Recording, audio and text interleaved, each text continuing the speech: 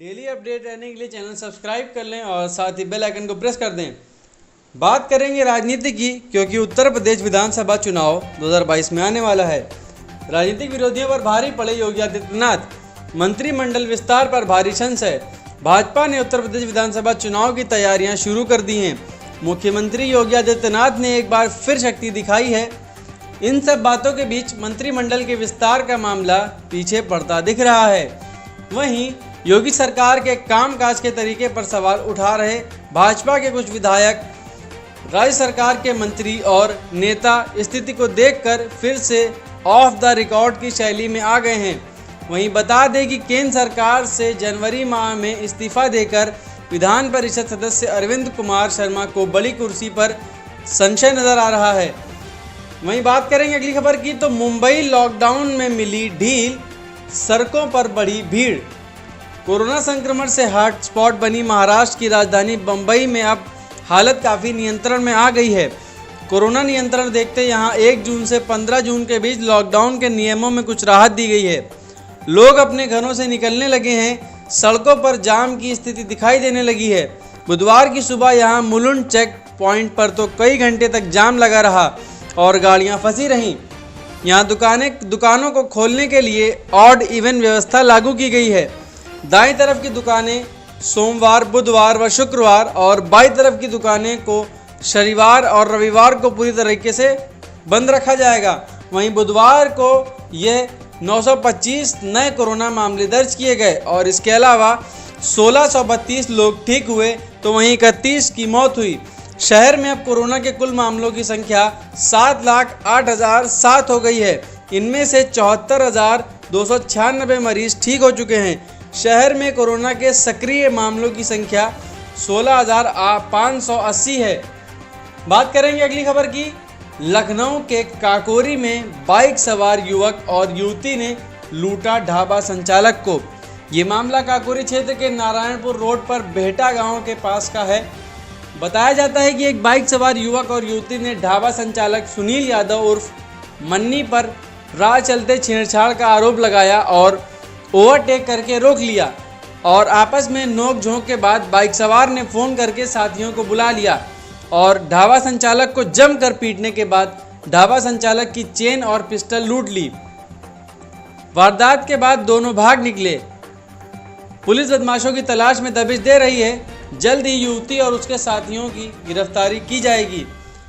बात करेंगे अगली खबर की, तो मृत्यु प्रमाण पत्र पर मौत का कारण ही नहीं, सरकार कैसे देगी कोरोना पीड़ितों को मदद। ये सवाल उठ रहा है कि कोरोना महामारी की दूसरी लहर से पूरा देश बेहाल है।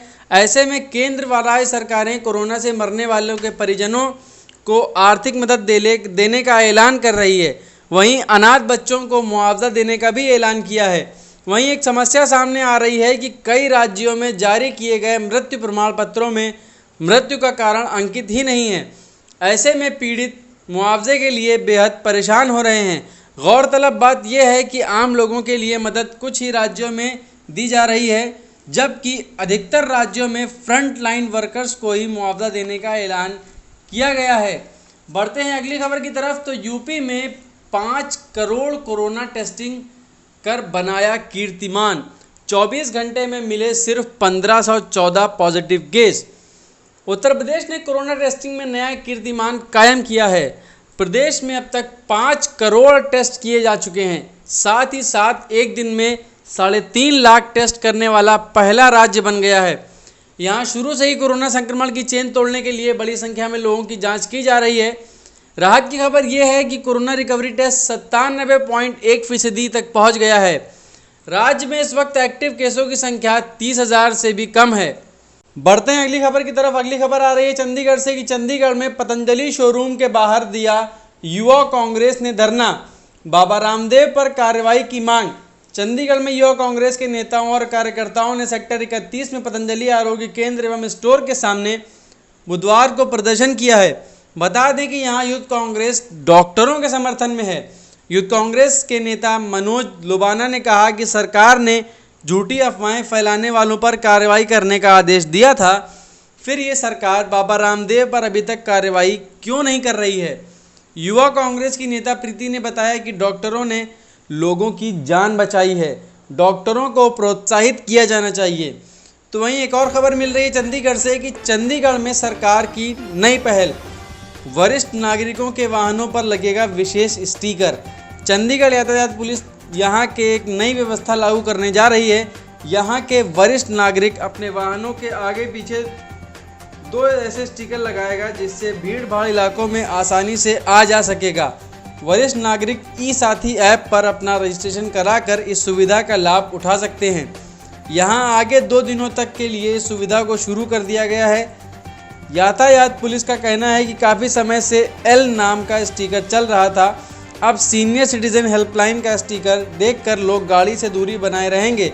इससे बहुत आसानी मिलेगी। एक और खबर आ रही है सुप्रीम कोर्ट की कि सुप्रीम कोर्ट ने 18 से 44 आयु वर्ग के टीकाकरण नीति को केंद्र की मनमानी और तर्कहीन कहा है। शीर्ष अदालत ने सरकार की इस नीति के पीछे सोच जानना चाहिए। Justice DY Chandrachud, justice L Nageswara Rao और जस्टिस S रविंद्र भट्ट की पीठ ने अपने आदेश में कहा कि पहले 2 चरणों के तहत आने वाले समूहों के लिए निःशुल्क टीकाकरण और बाद में 18 से 44 आयु वर्ग के लिए राज्य या केंद्र शासित प्रदेशों और निजी अस्पतालों को भुगतान करने की जिम्मेदारी डालने को केंद्र सरकार की नीति प्रथम दृष्टया मनमाना और तर्कहीन है।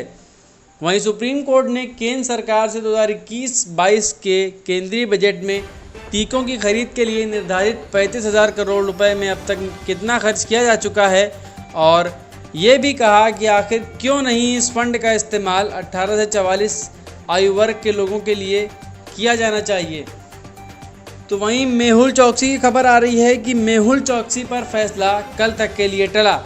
पत्नी बोली क्यों की जा रही पति से मारपीट। बता दें पंजाब नेशनल बैंक घोटाले का आरोपी भगौड़ा कारोबारी मेहुल चौकसी मामले में डोमिनिका अदालत ने बुधवार की सुनवाई खत्म हो गई और कल तक के लिए टाल दिया है। सुनवाई के दौरान मेहुल चौकसी ने कहा कि डोमिनिका में सुरक्षित नहीं हूं, जबकि डोमिनिका की सरकार ने इसका विरोध करते हुए कहा कि आरोपी को भारत को सौंपा जाए। सुनवाई शुरू होने से पहले मेहुल की पत्नी प्रीति चौकसी ने बताया कि मेरे पति को स्वास्थ्य संबंधी परेशानी है। ये एंटीगुआ के नागरिक हैं, इन्हें यहाँ के संविधान के तहत अधिकार और सुरक्षा लेने का अधिकार है। प्रीति ने कहा कि मुझे यहाँ के कानून पर भरोसा है। मुझे उम्मीद है कि मेहुल जल्द ही एंटीगुआ वापस आ जाएगा।